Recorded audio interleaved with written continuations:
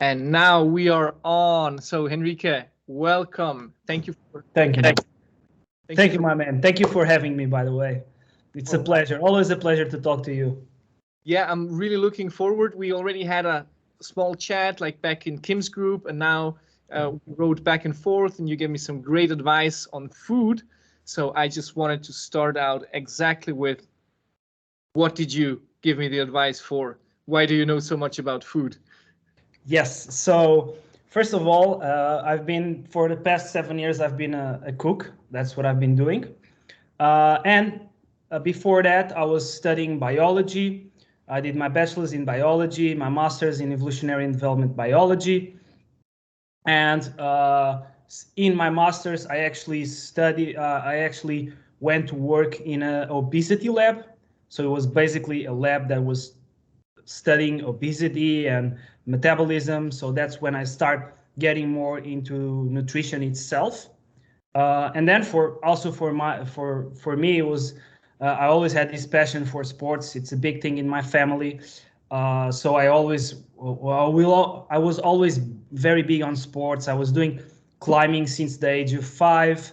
I did basically every single radical sport that you can possibly imagine. I already did it. Everything with the board, I already did it. I did windsurf, skate, surf, snowboard. I train in the gym for more than 15 years.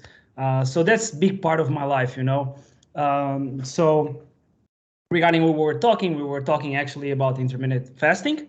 It was something that I experimented for 3 months, you know. Although it's a little bit difficult for a cook to do intermittent fasting, especially when you start in the restaurant at 8 in the morning and you have to go around and taste everything. But I did it. I was able to do it. And what I saw myself is, as I was telling you before we started this, was that the first 2 to 3 weeks was extremely difficult for me, especially because your body is used to have food as main source of energy. And it's also very difficult for your brain to comprehend this, because for your brain, the only source of energy that it can use is glucose.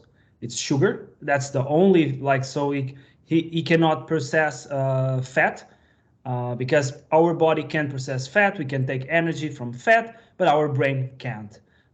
So when you stop eating sugar or any food, if we're talking about intermittent fasting, and I was doing fasting for 16 hours in a day, you're gonna feel it, especially in your head. You know, you get super moody. Anything was an attack. It was crazy. But like after that, what I started to see was that I got extremely clear-minded.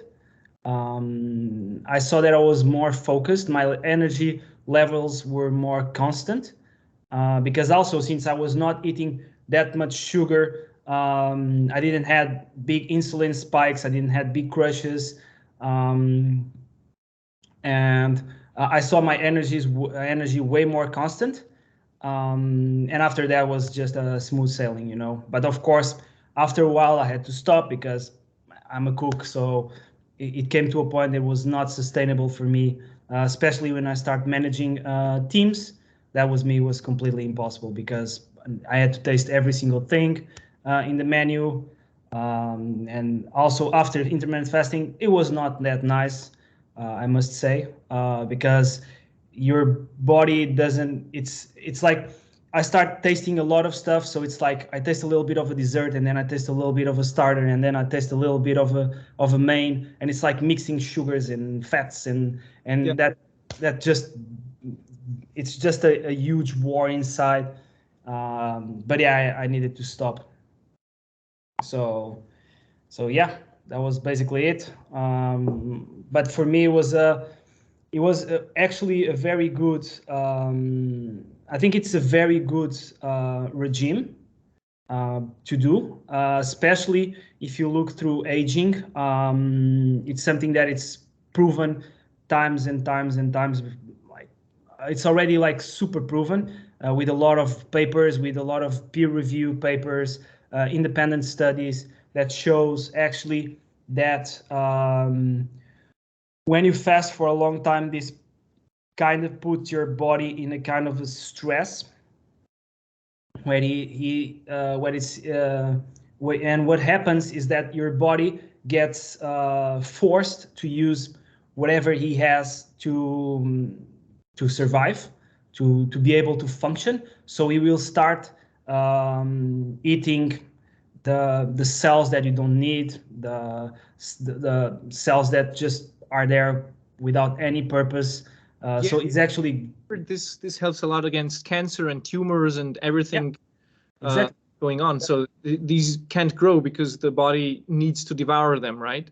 Yeah, exactly. So cells that usually, and this has to do with the gene programs in cells. Sometimes there's a mutation, or it gets or a transgenic cell. Usually you have mutation and transgenic. Like mutation is the absence of a gene, and transgenic is a overly expression of a gene. And usually that's what cancer is you have like these kind of factors in cells that are overly expressed, and what happens is that they start proliferating in a crazy way, and that's cancer. It's just an overproliferation of cells.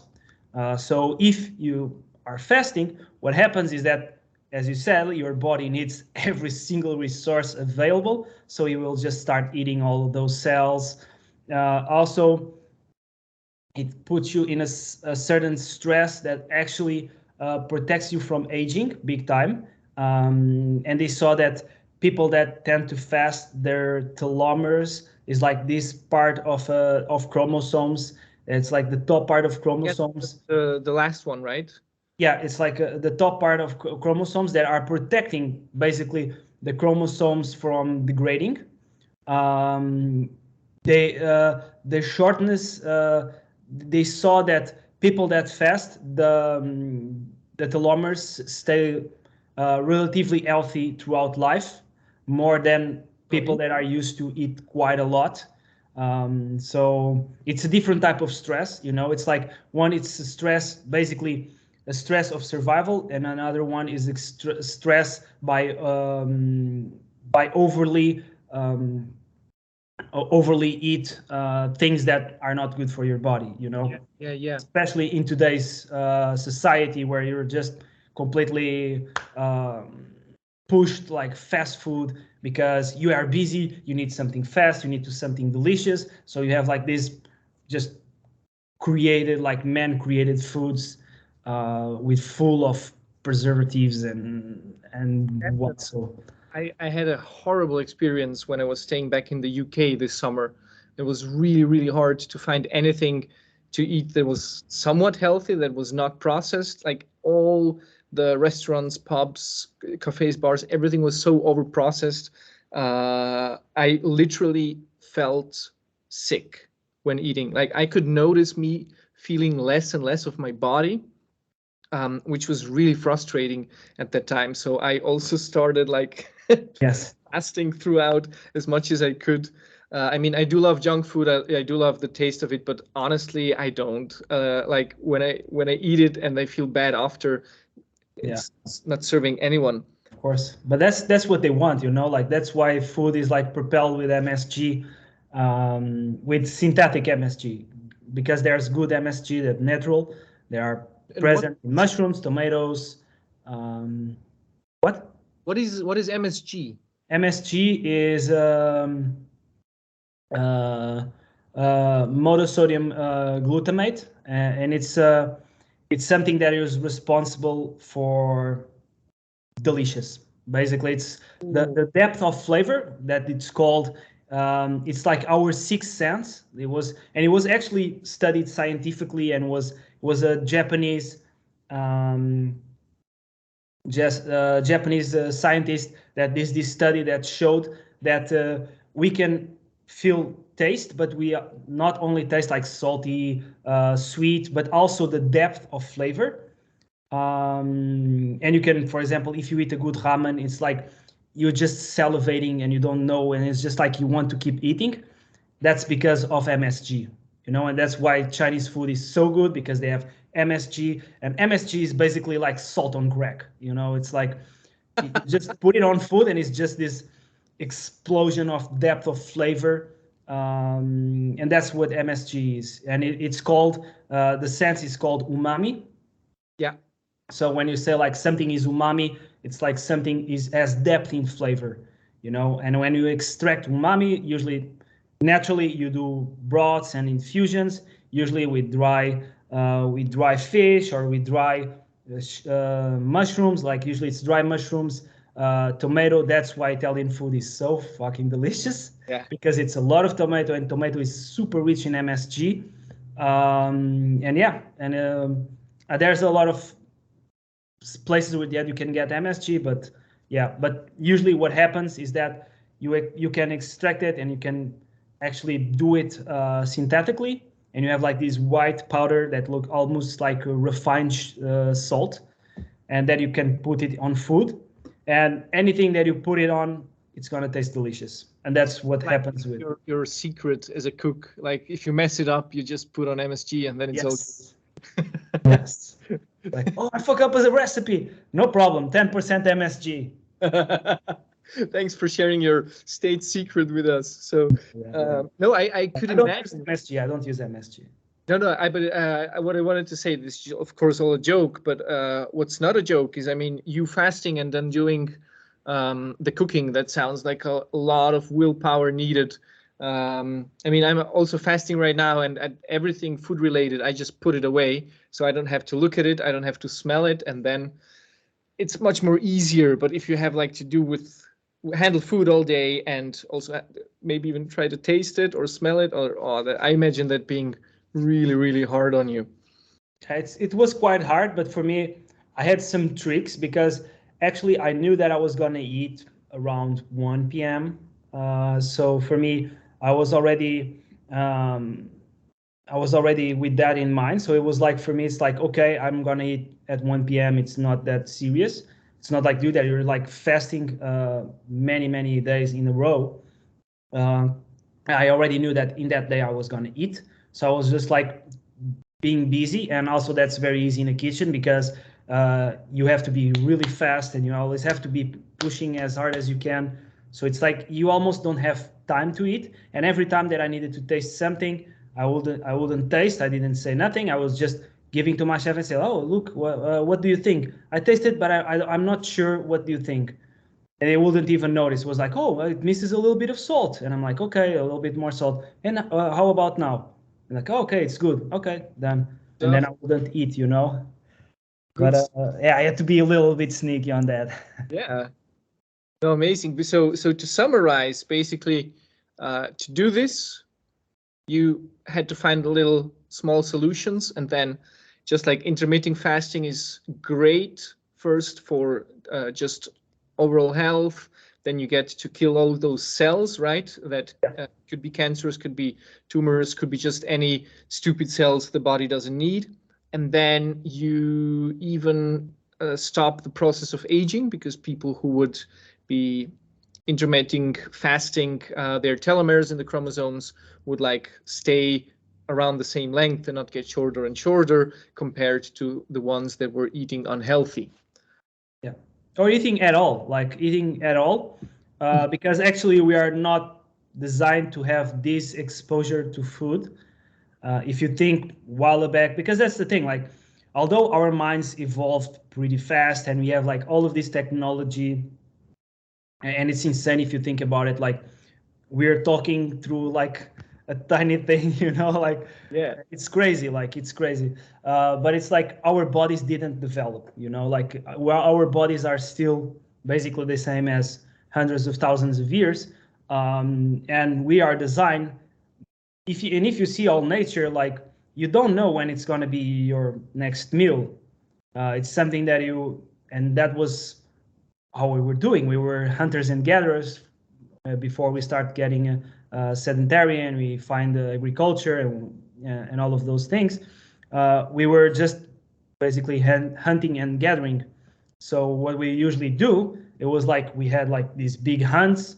We were like killing bisons and like these huge animals, and we were eating like maybe like 5 or 6 thousand calories in a day, or even more. Really?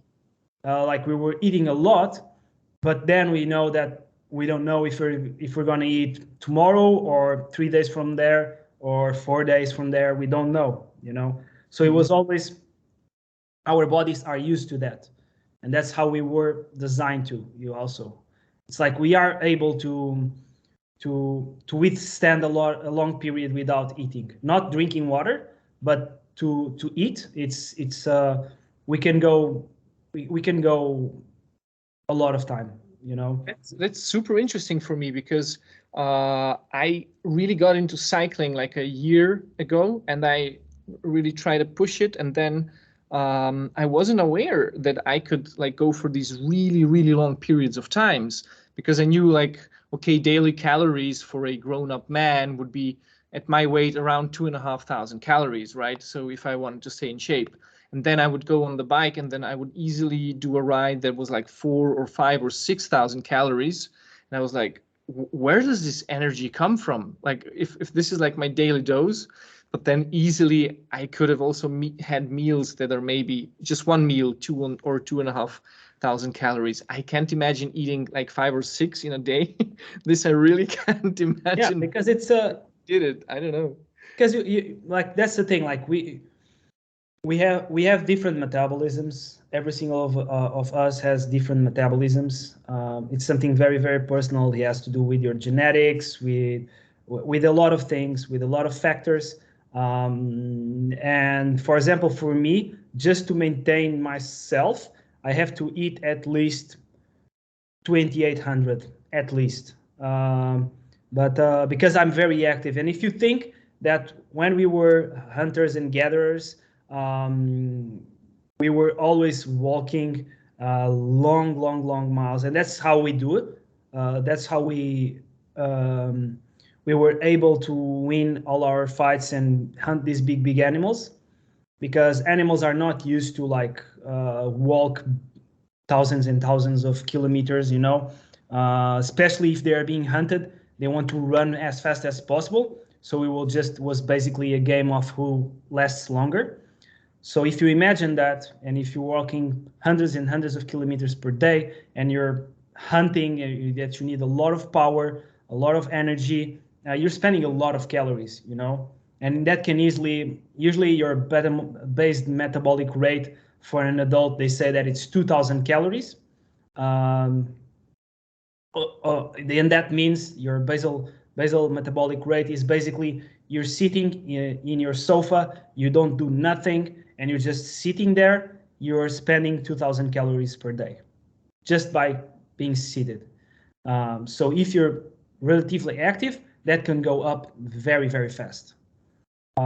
So of course, if you're spending like 3,000, 4,000 calories, you can eat all of those calories, because also you have, since you're fasting, what happens is like you can bench eat 3 or 4 thousand calories, but then you're going to be like 2 or 3 days without like any calories. So it's like, and then your body will be able to utilize those calories. The problem with today's society is that we can consume those same amount of calories, but we don't do the enough work to burn off those calories. And what happens, it's we get obese, you know. And I'm guessing also it's the quality of the foods, right? Because Big time. And also even the times where they've been eaten. I also had the experience. I was a lot of doing intermittent fasting, but I didn't do it on purpose. Like I just watched how I feel and what was needed, and then I would just like start skipping breakfast. And sometimes I would not have time to go for lunch, or I was like too lazy. I was middle in a project, and I was like, okay, I want to do this, or I didn't have time. So I would even skip lunch, and then all I would do is like maybe a small pre-dinner and a dinner, or a big pre-dinner and a smaller snack after.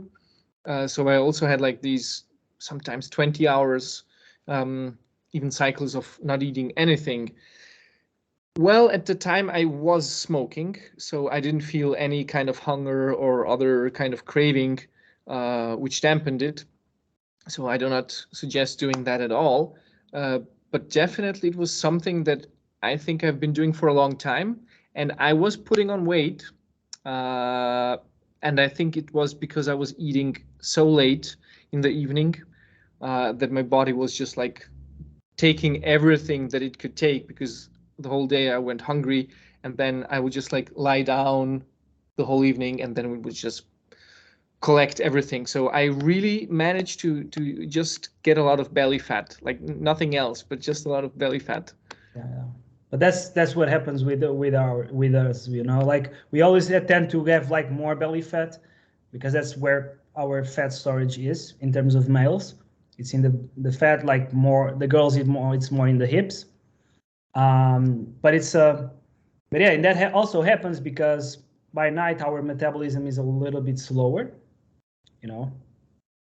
So this also has to do with it because then you're not metabolizing the food that you're eating as fast, and that means that the food that you're eating is being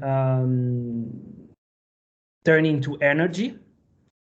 So if your metabolism is slow, that means that a lot of food is not being turned into energy, and then they have to be stored in your body. And that, and how our body stores is through fat. So, and then we get like the dead bod, you know. Yeah. The tiny belly, like the belly. Mm-hmm. And for me, it was also very interesting because no matter how much I exercised, I wouldn't really put on much muscles. And I didn't get why, because I thought, yeah, you know, if I eat protein or whatever, I can have a good steak and it will work out. But it didn't. And I also found out it's because I wasn't eating regularly, because I was just like having 1 or 2 big meals a day and the rest nothing. And the body doesn't take up protein in the same way as it does carbohydrates or fat. It can, as far as I know, only take up around 30 grams per meal. And so this is like the whole collection that I have for the day or for 2 days, or how often I would eat proteins actually. Mm-hmm. Yeah, sure. Yeah, but it's but like in terms of eating 2 meals a day, that's not a big problem. Because that's the thing, like to lose weight, you only need one thing, is to be on a caloric deficit. So it doesn't matter actually what you're eating. In terms of fat, by the way, it's not in terms of health, of course not. If you can eat like 400 of veggies, or you can eat 400 calories of Twinkies, but it's like it's going to be totally different, you know. Like the results in terms of outside is going to be the same, but you know. Definitely. Definitely. This is of course something to consider, but I've never had a Twinkie in my life. Just Me neither. Oh, okay. Yeah. No, that it's like for me that's completely alien food. I see that and I'm like, this doesn't, like, I don't know nothing in nature that looks like it. You know, it's like where Maybe the hell? a fish without eyes and without anything, just like a blob, you know? Yeah, exactly. It's like I don't know. It's like a fish stick type of looking thing, but with like cream in the middle, and it's, I don't know. It's something that it's not appealing whatsoever to me, you know. And then I always see the packages, and the packages are always oily. And I was like, I don't think this is a good option for me to have, you know. It's just pack a very well packed cancer at that point. You know, like here your dose of cancer. Oh my God. Yeah, it is horrible, and it used to be also really, really hard to find good food. Now that people are getting into awareness and we have much more like this health movement, people are looking for non-processed foods, for vegetables, for actually really quality stuff, and it's much easier to find in restaurants, but also just like in supermarkets. Yeah. I would say like 20 years ago, it was very different. Oh yeah, big time, big time. And you didn't have that much information as you had today. You know, you can go easily to the internet, open Google Scholar, and type anything. You're gonna have like bunch of scientific papers that you can actually read, and they are open source, most of them.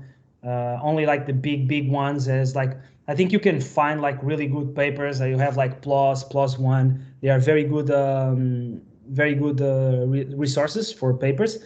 They are very good quoted in the magazines, in the scientific magazines, and they usually, and most of them are free. Of course, if you go to Cell or Nature, these are like big names in the scientific field.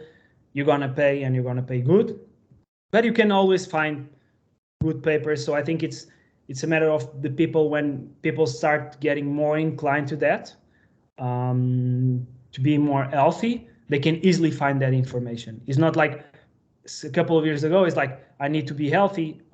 What can I do? Is like, and you don't know, because you don't have no one telling you what to do, or so it's just like you just do whatever, you know.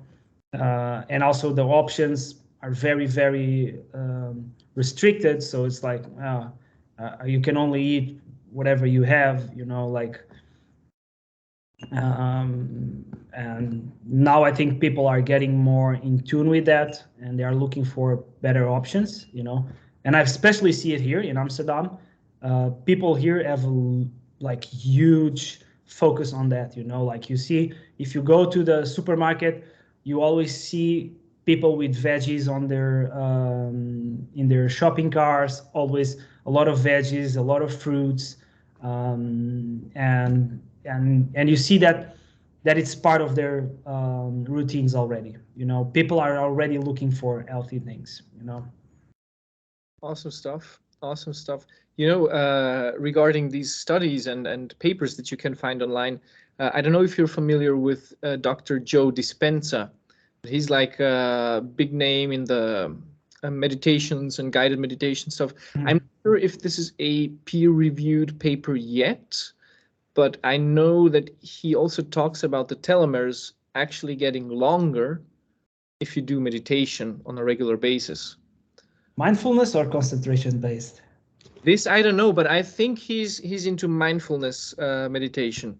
I didn't go into detail on that one, but it was just interesting for me to hear. I think it was like a short article or a short form video or something where they were talking about that this part of the chromosomes actually gets longer, and it has been proven to get longer when doing regular meditation. Yeah, that's super interesting, by the way. I didn't knew that.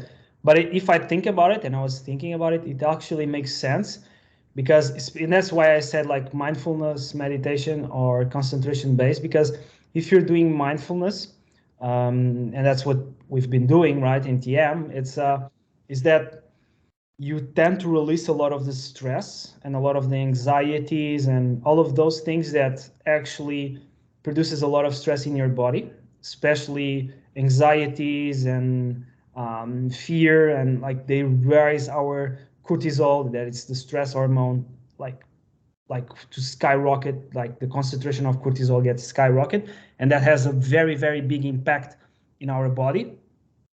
Although cortisol can be very helpful, and that's why the reason we get up in the morning is because of spikes of cortisol.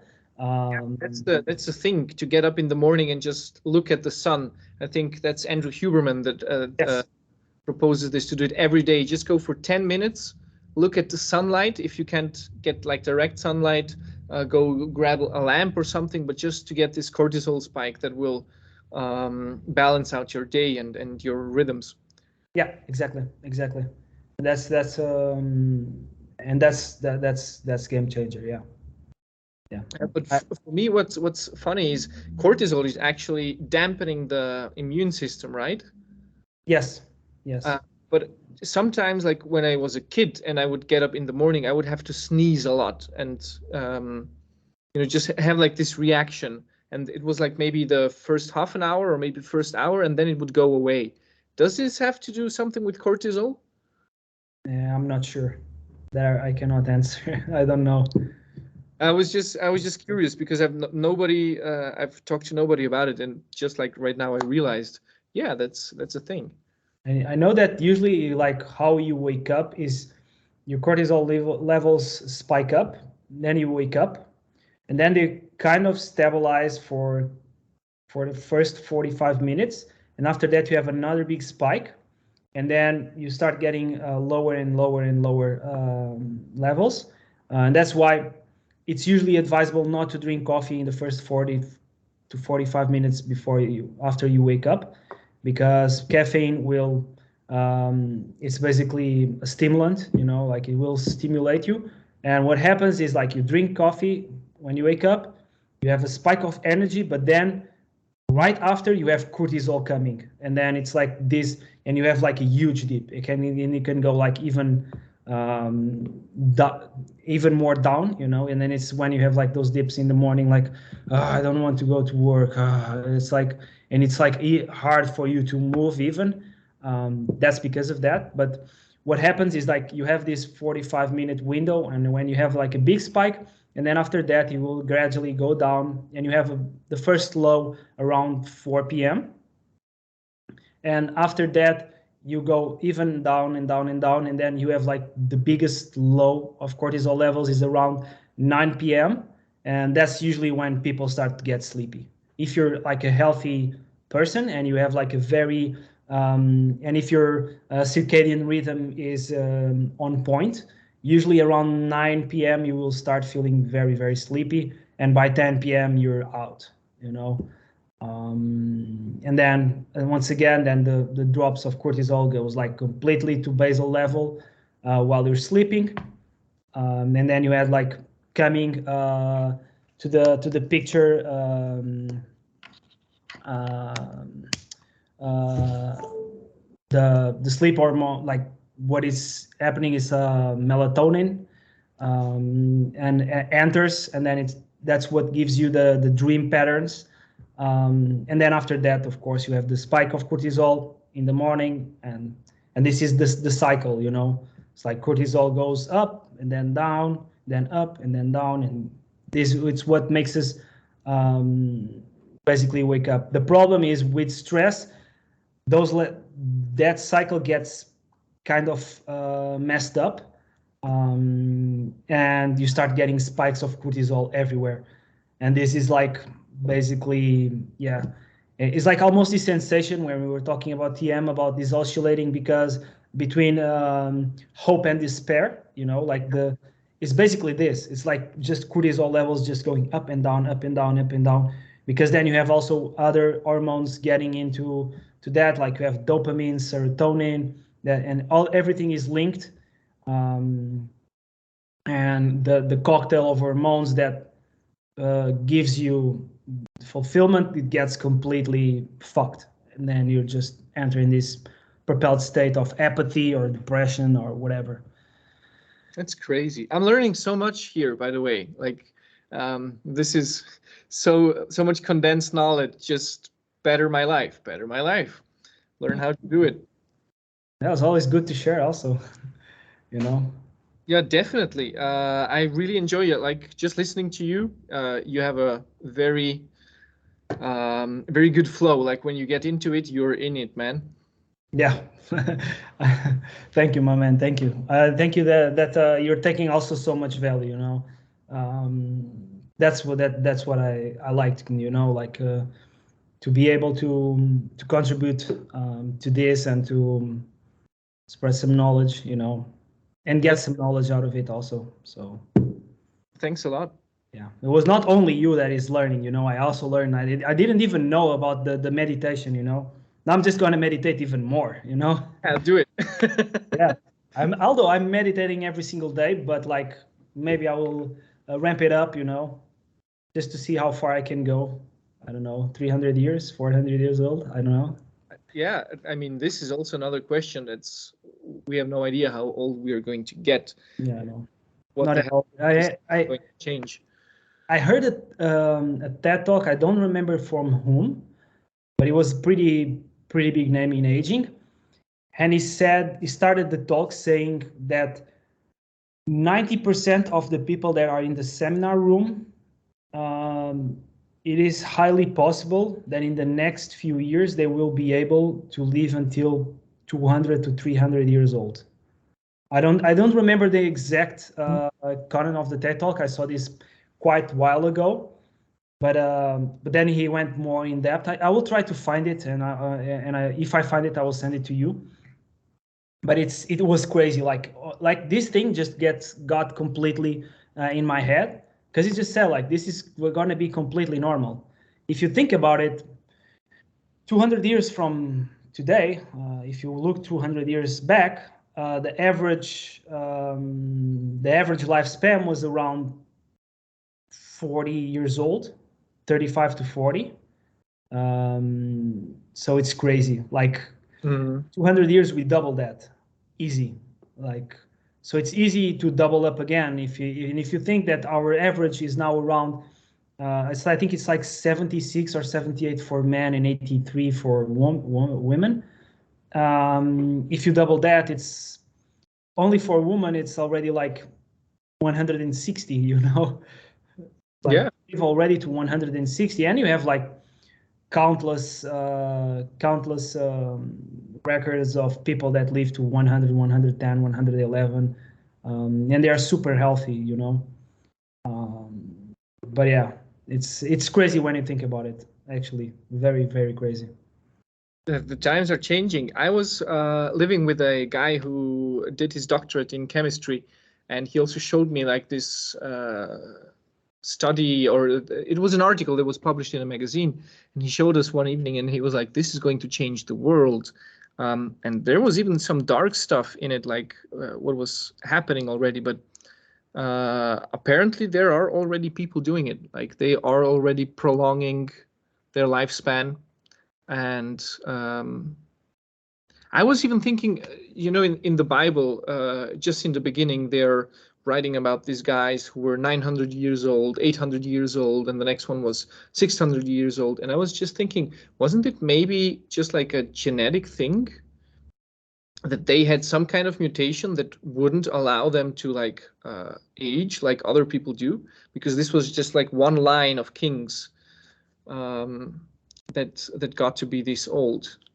I think it's possible. Theoretically, it is possible. If I think about it, I think it is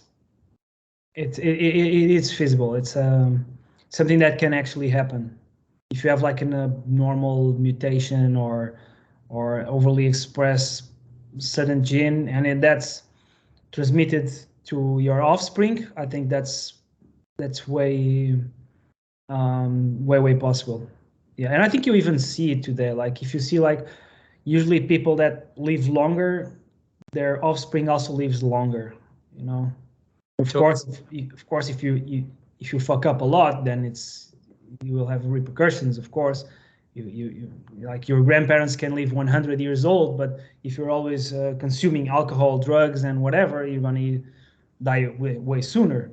But if you live a normal life and you're conscious about what you're putting in your body, I think it's very feasible to just go very long, because that's also what happens with aging. If you see mortality in a graph, what you tend to see is that along the life, basically you start in a very basal line, and it starts to get like slowly up, and when you get to the age of 50 years, it goes like completely spikes up like massively, and that's when you see most of the cancers, especially because that's what happens with cancer, is because we never lived long enough to have cancer.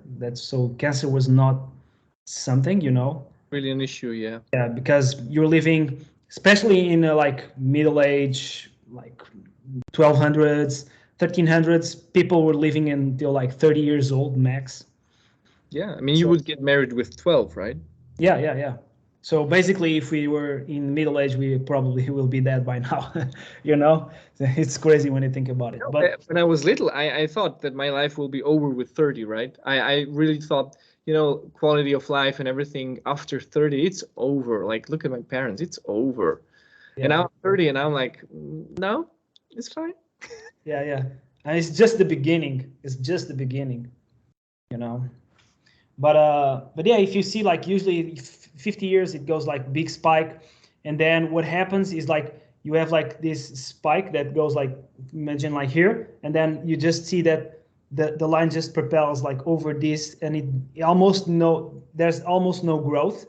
So if you take the right actions, what happens is like if you are able to maintain a really good form until 50, 52 years old, and you don't have nothing that uh, uh, nothing that are like, especially genetic wise, if you have not if you don't have any predisposition to develop certain diseases, you will see that you will get like you'll get in like this steady state, and you can go like very, very long, I see that with my grandparents, they're like uh 84 now, Okay. and they're like super healthy, like super healthy. Of course they have problems in their health. They are not that healthy as us, because of course we're talking 83 years of a heart that it's beating every single day, a lung that it's inflating and deflating every single day. Of course it will get some problems, but they are like sharp as hell, still my grandparents, like, he has the mentality of a 20-year-old, and it's crazy. Sometimes I have to say, like, Grandpa, just don't do that, just chill. You are 83. For example, we were like, he take us to this place like in the middle of the forest in Portugal, and you have like these cliffs, and me and my brother would love to go like climb the cliffs and just jump. And I remember my grandparents took us by on his boat there, and the first thing that he did, and he was like 76, 77 by that time. He decided that he wanted to climb that cliff just to show us that was doable. And I'm like, what the hell are you doing, Grandpa? You were like 76 and you're like walking in this like very slippery thing, and it's like if you fall, it's done, like. Also, you cannot heal as good as us. It's like, you're not 20 years old. You don't need to prove us, nothing. It's like, well, I'm not proving you. I'm proving myself that I can do it. And he's like trying to grab like huge logs of wood and just throw them to the cliff like he was like some Superman. And I'm like, Grandpa, just don't, okay? You're not 20. And it's like, no, I am. Yeah, crazy. I mean, this is like the epitome of resistance of aging. And I think we all have it, right? At Yeah. a certain point, nobody wants to have their birthdays, and we don't want to talk about the age. I mean, it's even societal, right? And I've noticed it big time also with my mom recently. We were looking to buy a house for her, and like where she would like to live, and she really wants to live like back in the mountains, some village high up there. And then she was like, yeah, I could have like this house that's half an hour from everything and it would be great. And I'm like, yeah, but you wanted to live there when you retire. Like, how long will you be able to live there?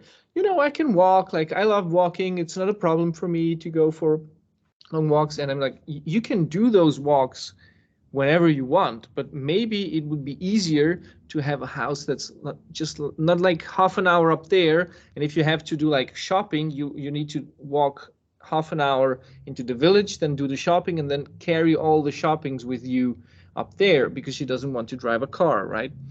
So I'm like, you can do it right now, but like in 20 years. So and there was so much resistance of, no, I can do it. I'm sure that there will be no difference in me when I age, right? Everything just has to stay the same and will stay the same, and I'll take care of it that it does stay the same. But yeah, I don't know.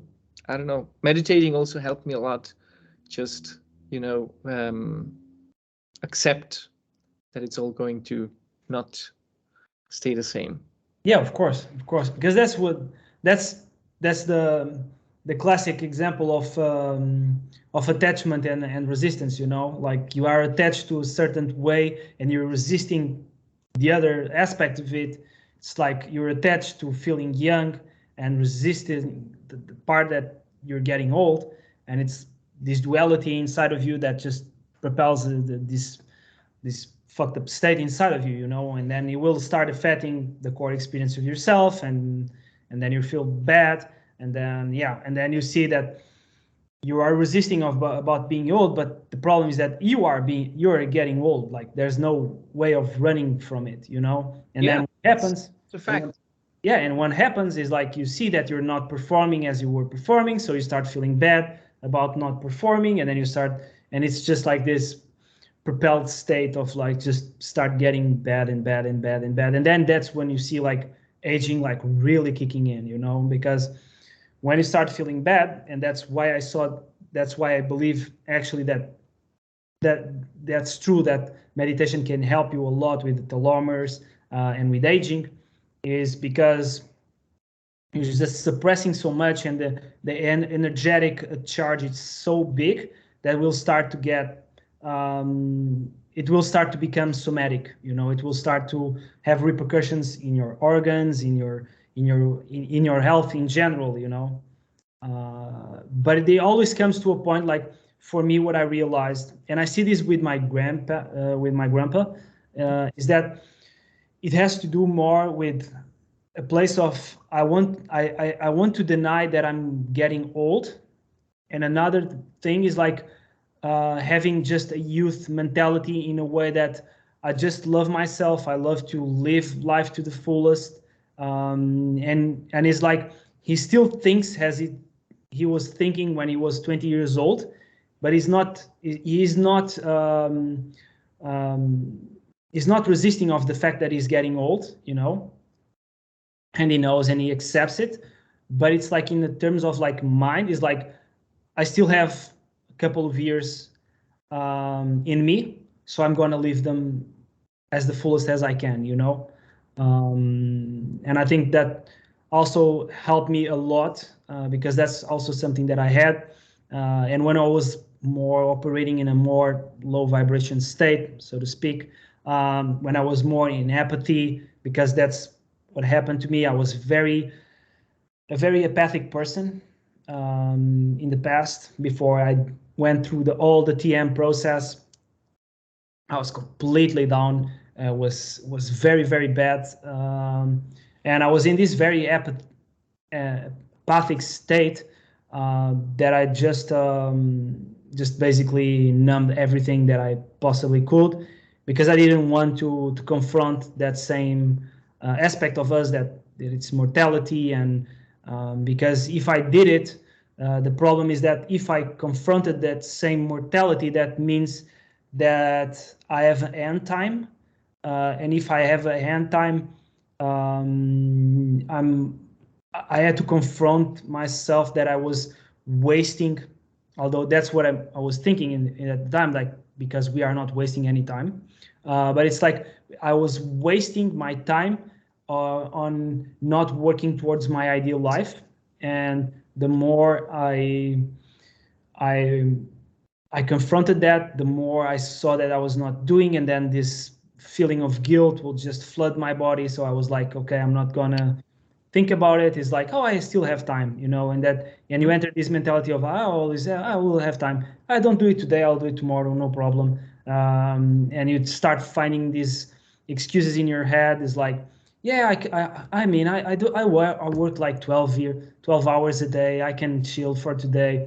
I'll do it tomorrow, no problem. And then tomorrow comes, and it's like, oh, maybe I will do it another day. Actually, I need to do some stuff at home, and then a friend calls, hey, do you want to go for a drink? It's like, oh, I need to, actually, it's better for me to go for a drink than to dive into this, because I actually need to be with my friends, and I need to escape a little bit. And this is very dangerous when you hear like the word escape, then you're fucked.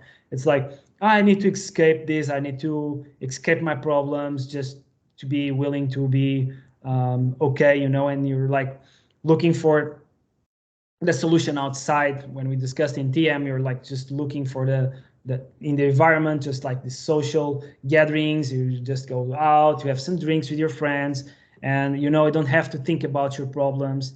And that was me, you know. And then it came to a point that I just came to this so bad state of apathy, that I was just completely like dead to the world. And it was super scary. And this really hit me once. I was working in a restaurant as a head chef, and the general manager of the place just calls me to the office, and I just go there, and he says like, Henrique, is everything going good with you? And I'm like, yeah. Why are you asking? Like, and it's like, I don't know. I look at you, and I cannot see if you're feeling bad or feeling good. I cannot see nothing in your face. I cannot see nothing. I'm just worried that you're not doing good. I just wanted to see if there's something that I can help you with. And that I just strike me like immediately, like that I was just not living. I was just existing. And that's when I started trying to work on myself. But it's just to say that that's what a lot of people do, especially in terms of aging. You know, is like they don't want to get in their heads they are getting old and life will come to an end, because that means that um, they've been wasting their time with things that actually don't matter. And Julian also does that when we did like the death meditation. Is like they come to their deathbed and it's like, oh, I should have do more. I should have spent more time with people that matter. Should do this, should do that, and then that guilt is like it's completely unbearable, you know. And people to try to understand that it's too much for them, so they just try to shove it out of their awareness and then just live life like, you know, like, oh, I don't like birthdays. It's like not the it's not like a big thing for me, or you know, I'm not getting old. I can still do things. I can still walk like 30 minutes in the mountains when I'm going to be like 90 years old. It's not a problem. And it's like you always enter in this thing that you're just basically closing your eyes to reality, you know, and not accepting that part of the world of life, basically, you know. I also see it in my family, but I even had this experience. Like I had not this one, but more of the opposite. So I was confronted a lot with death in my profession, from two sides. One of them being I really love Baroque music, and death is like one of the main things there. It's portrayed not in a bad light. It's portrayed as this is going to happen, and this is the transition to my other life, right? So I'm also guessing people at that time had like really bad lives, and you can't compare like the quality to what we have today. So there was even a positive connotation there, but also like all the grief and everything that's going on, everything was put under the mantle of God. And the other thing that was confronting me a lot was every other week I would have to play a funeral. So I was working as a musician, and I would like play 30 funerals per year, maybe. This was part of my job. And I know like the first one that I played hit really hard emotionally and just dragged me down for like 3 hours. And I was having these thoughts in my head, and then later it just developed to be a part of life. And I noticed it's not a part of life for the rest of society, because so many people are not confronted with death and they don't have thoughts. Because ultimately I think everyone who sees the finity of life, so it's not infinite, it's really finite, right? You have a certain amount of time and then that's it. Why don't you make the best of your time? And even me knowing that, I wasn't always making the best of my time. I really have to admit it. Also, a couple of days ago, I thought about it again, and that I just thought this whole ego part, you know, like all of these things that accumulated, I just used them to be righteous or to always win an argument or to be the best or to be, whatever. And even being confronted with so much death and being confronted on a regular basis, I somehow managed to escape a little bit from this confrontation that life is actually just a limited amount of time that we have, and I could make the best of it, but I somehow chose not to. Yeah, basically you desensitize yourself to that. Basically, it's like not looking at that part, and I think that's extremely beneficial for people to do. Although most of the times that I say this, they look at me with a funny face and they just say like, just fuck off. It's just to really think about death. That's something that I do, by the way. Like every couple of, like once a week or something, I really dive into that, like that I'm gonna die. Like it's like it's already done. It's already part of the contract. When you get into this world, you already signed the contract that you're gonna die. It's like an expired date. Like the same with food. You have like an expired date. You also have, although we don't know what is our expired date. That's true. And food you often might eat afterwards, even if the date is expired. Exactly. Do it at your own risk. Yes. Yes. We don't accept any liability for it. Yeah. But yeah, but it's something that it's and you see it. There are some cultures that had it very very ingrained in them. If you see the samurai culture, that was big thing for them. They will meditate about death basically every single day, especially before any battle, because that's the life of a samurai. You are born for battle, almost the same as a Viking, but they had like this mentality of really think about death. And if you do it, of course, you can always go the nihilistic approach, and you say like fuck this, fuck that, like fuck everything, and what's the point, but it also can bring you, if you do the right internal work, like releasing and letting go anything that it's getting triggered inside of you. And when you think about death, and that was a big shift for me, because when I started doing this exercise, I'll get like major anxiety attacks, like panic attacks. I couldn't breathe. I was just here at home hyperventilating for like 1 hour without like in pure panic, and now when I think about it, I feel kind of relieved.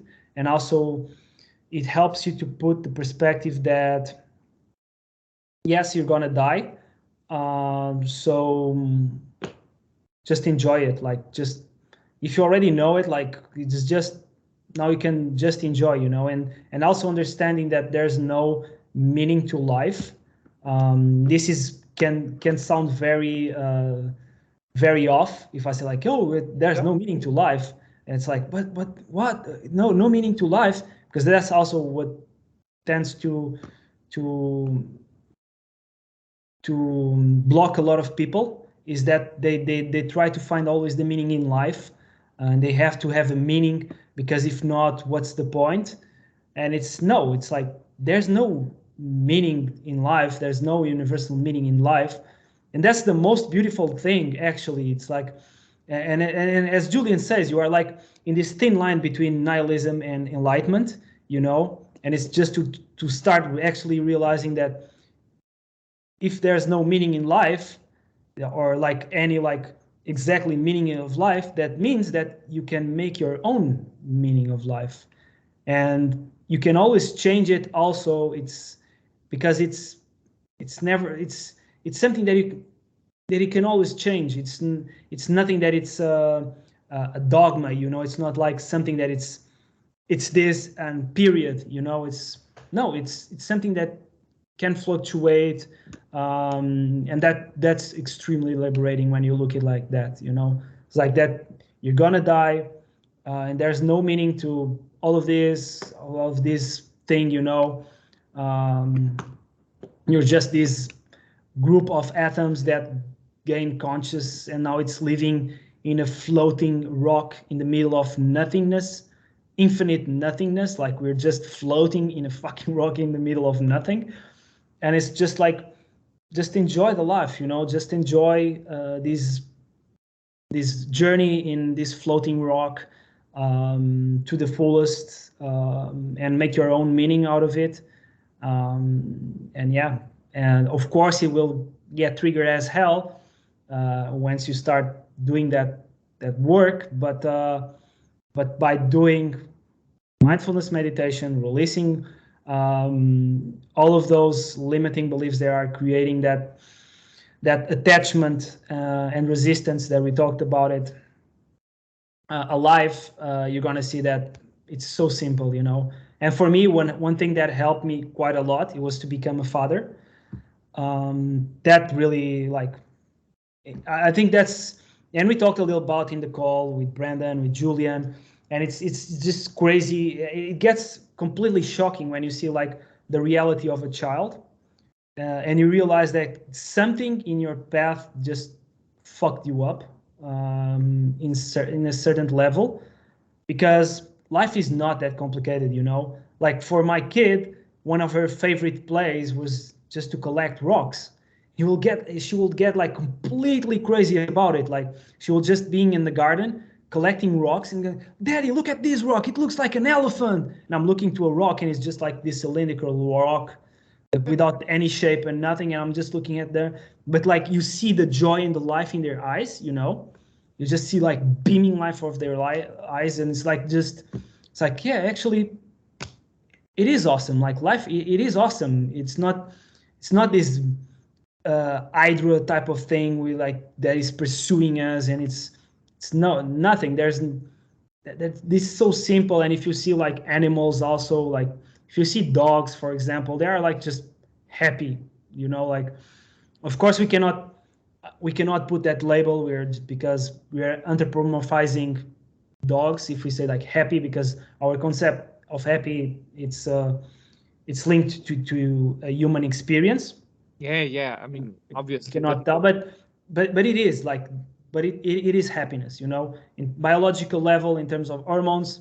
Dogs feel happy, and you can see it, and they are happy with such little things, you know, like with just a rub in their belly, and then they're like happy, and you made their day, you know.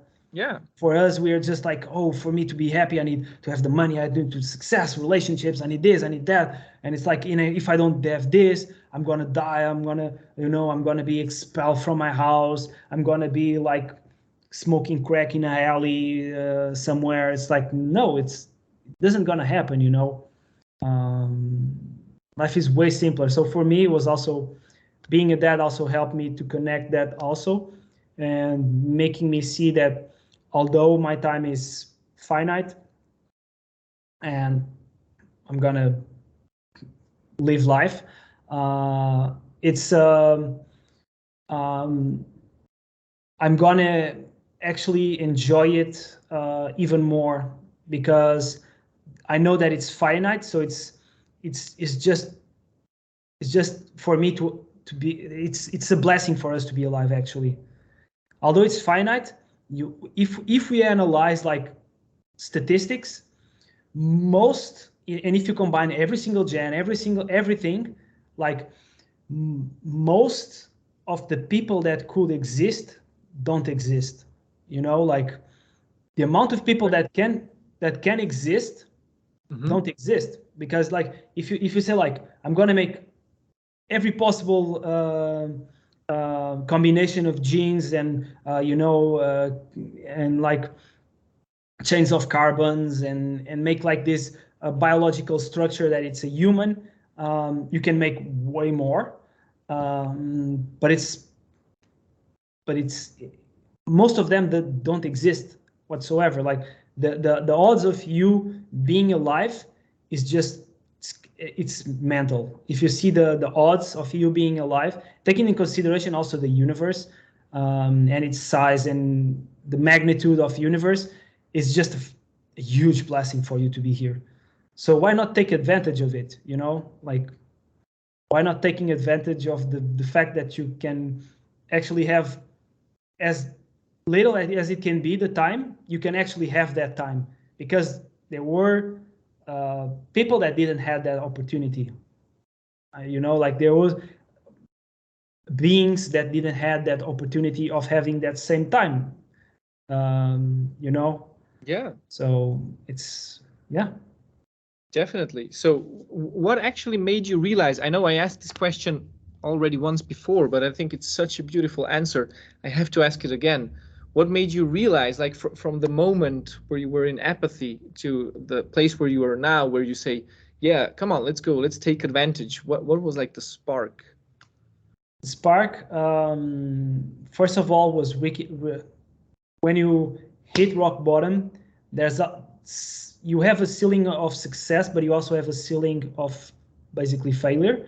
When you touch that level, usually you tend to take action.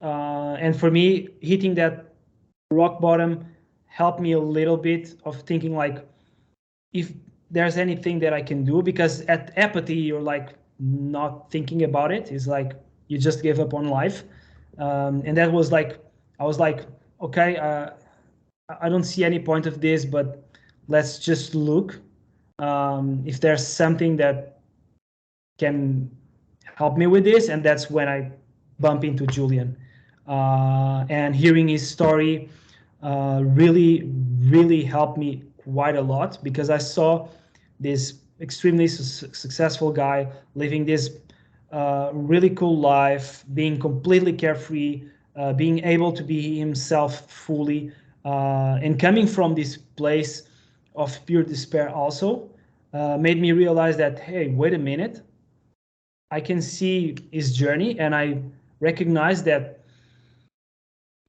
if he was able to do it, to come out of it, that means that I also can, because he's human. It's like he's human, and if he can do it, I can also do it. Maybe not at the extent as he did it, but I can actually get better, like that. And for that, they gave me like this just a tiny piece of hope, you know and this hope was enough for me to be able to move towards changing, because that's the thing. And I see a lot of people when I'm looking to the TM groups, and people saying like, hey, I'm not feeling nothing, I think I'm in apathy. And what I usually tend to say to them is like, you can be in a certain extent of apathy, but you are not in apathy, because someone that is in pure apathy wouldn't even be here. Like, you wouldn't be looking for help, and if you are already looking for help, and if someone hears this or comes across with this thing, with this podcast, is if you think that you're in apathy, but you feel that you need to change, you are not in apathy. There's still hope, and you still have, because you already have it in you. Like, you already know that you can change, and that's what helped me quite a lot. And hearing him also say, Julian say, like, look, after, and then I enter in the mentoring, and the first call, he just looked me in the eyes and said, like, look, why do you think that you're in apathy to start with? Because if you were in apathy, that means that this opportunity wouldn't even come, wouldn't be able, you wouldn't even perceive this opportunity at all. It's like not even part of your world. So for me, that was like the big catalyst for my change, to realize that, wait a minute, actually there's something that I can do to come out of it. And yeah, after that was just a matter of like going through the process, trust the process, and just and just start having some skin in the game. And then after that was just then you just start seeing results, and then that propels you even more, and then you start realizing that, wait a minute, actually I was always abundant.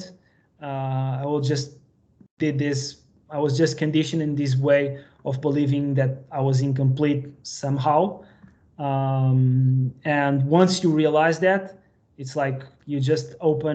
It's like that analogy of a monster. You open the closet, you say that there's a monster, but when you open the closet, you actually see that there's no monster inside it, you know?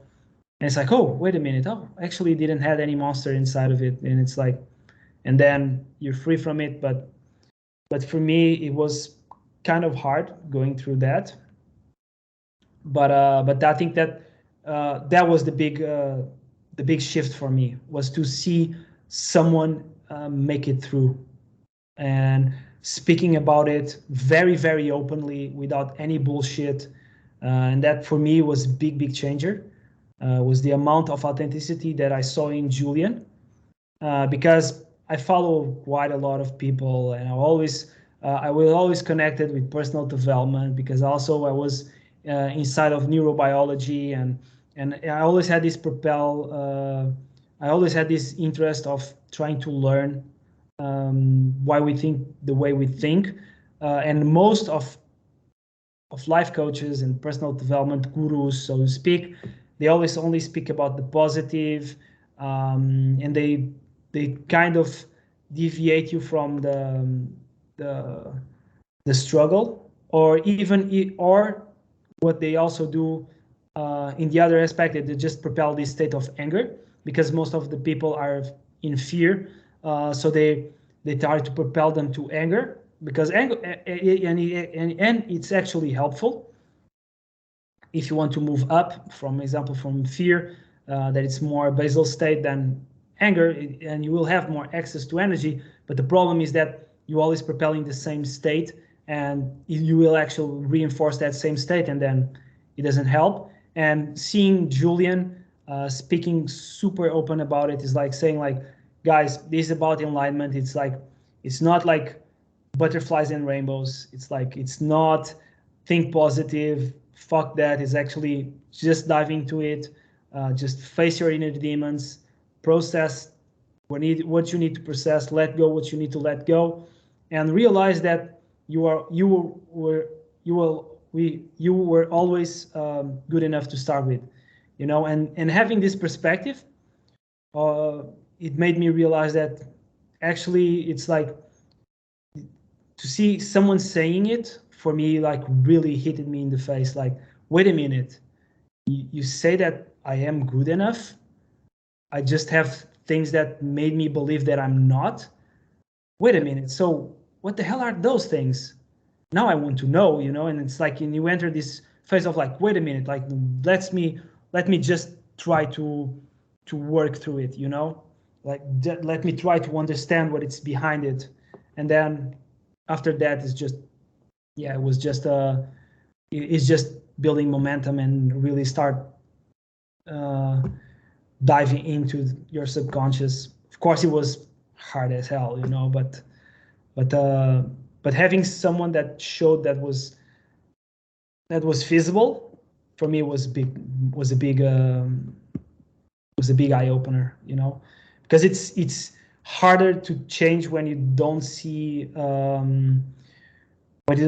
one doing it, or you only see people doing it, having it so easily, you know.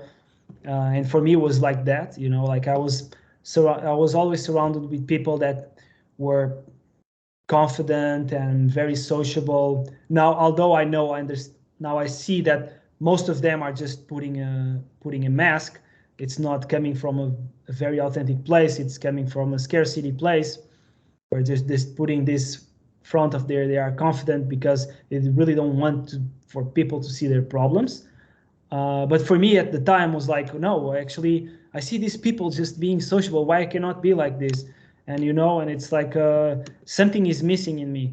And all of a sudden, I see this guy from Switzerland saying, no, no, no, no, no, there's nothing wrong with you. You're just made believe that there's something wrong with you, but actually it isn't. It's not your fault. And that's a big thing for people in apathy. And it's a good advice, not if you're other states, but to something in apathy, if you say that, wait a minute, it's not your fault. That really, really helped me. It's like, wait a minute, then all of this time I was like this, but it wasn't my fault. So that means that there's still hope, you know. And then that's when you become open to change, and that's when I started this TM journey, you know. Amazing, man. It's an amazing story. It's an amazing journey that you went through. Thanks, man. Thanks for sharing. Thanks so much. Yeah, it's a pleasure, man. Seriously. No, every time I speak to you, I learn something new. So thanks a lot. Yeah, you're welcome, man. You're welcome. That's why you're here for, right? Yeah, yeah. So, No, it's also really, really inspiring. Like I never had any comparable situation. Like I also had a lot of places where I felt bad, but I never felt like really, really bad or like really, really at the bottom. And there's definitely other shades to it, to what I felt, and just listening to you share it, it's been profound. So thank you. thank you, man. Thank you. You know, it was a pleasure to go there also. You know. I'm sure we will have another talk. I know you have to go. I have to go as well at this point. But I think it was a beautiful ending that we got right here. So Henrique, thank you so much. Thank you, man. Thank you. Thank you for having me and to be willing to listen to this crazy Portuguese guy. Yeah, he is crazy, but he's good crazy. You know what I mean? Yeah. We are all crazy, man. That's what makes us unique, you know. That's the beauty of it. Yeah, exactly, man. We're just a bunch of crazy people talking about crazy stuff. Yeah, but it's all very simple in the end. It's not so crazy. Yeah, exactly. And that's the thing. Like it's way simpler than it seems, you know. It's hard, but it's simple. It's like you said, as children we knew it, but somewhere along the way we just forgot about it. Yeah, we just to remember ourselves, you know. Yeah, and as Julian says, and I leave it with this is the thing here is not to fake it until you make it, but it's act real until you remember, you know. So Yeah, that's what we need to do, is just act real until we remember that life is not that complicated, and we got it. Let's get real. Henrique, thanks so much. Thank you, my man. Have a great time, and see you. You too, man. I'll see you. Bye. Ciao.